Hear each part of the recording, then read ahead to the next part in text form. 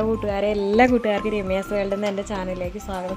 അപ്പോൾ ഇന്ന് ഞാൻ വന്നിരിക്കുന്നത് കുക്കിംഗ് വീഡിയോ ഒന്നും അല്ലാട്ടോ കൂട്ടുകാരെ, ഒന്ന് കണ്ടു നോക്കൂ കേട്ടോ.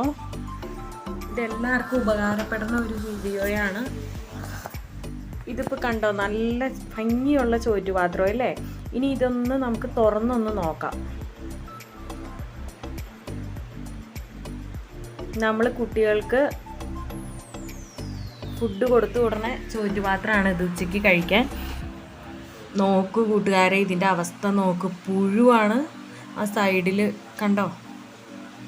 അതായത് കുട്ടികൾക്ക് നമ്മൾ കറിയൊക്കെ കൊടുക്കുമ്പോൾ അതൊക്കെ ഈ സൈഡിലേക്ക് പോയിട്ട് നമുക്ക് വൃത്തിയാക്കുമ്പോൾ പുറമെല്ലാം നല്ല ഭംഗിയായിട്ടുള്ള ഇതായിട്ട് ഇരിക്കും. പക്ഷേ ഇതൊന്നും നമുക്ക് ക്ലീൻ ആക്കാൻ പറ്റില്ല, കാണുമില്ല. അപ്പം അത് എല്ലാവരും ഒന്ന് ശ്രദ്ധിക്കുക കേട്ടോ.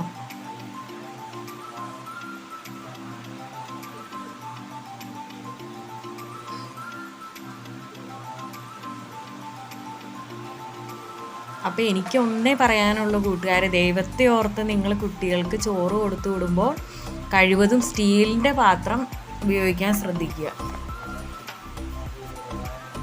വീഡിയോ കൂട്ടുകാർക്ക് ഇഷ്ടമാവുകയാണെങ്കിൽ നിങ്ങളുടെ ഫ്രണ്ട്സിനും ഫാമിലിക്കും ഒക്കെ ഒന്ന് ഷെയർ ചെയ്ത് കൊടുക്കണം കേട്ടോ കൂട്ടുകാരെ.